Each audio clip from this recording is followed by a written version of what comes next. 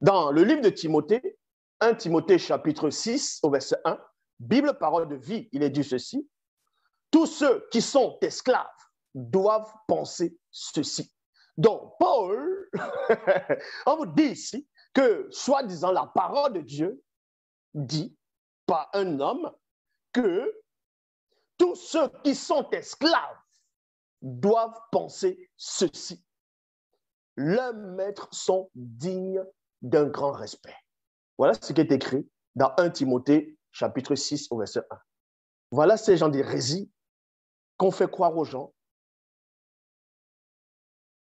que voici la vérité. Des torchons, des choses qui doivent être dans la poubelle de l'histoire. Que tous ceux qui sont esclaves doivent penser ceci. Leurs maîtres sont dignes d'un grand respect.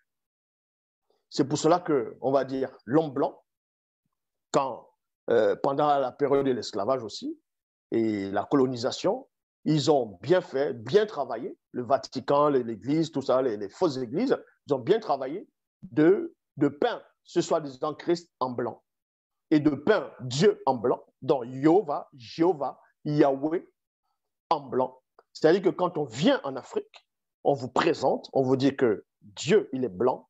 Voici la photo, on vous montre. Vous ne devez pas contredire ceux qui vous le disent.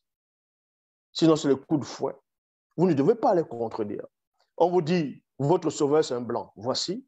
Donc, quand le blanc vient te fouetter, tu ne dois pas contredire. Parce que le sauveur a dit, vous voyez, le sauveur, il est blanc. Il est blanc comme ton maître. C'est pour ça que ces Noirs avaient peur encore plus. Ils étaient encore doublement dans l'esclavage.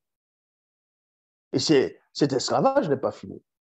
Elle est toujours là, dans les rues, où on voit des pauvres mongols, des pauvres arrivistes. Ils sont là, ils se lancent des défis.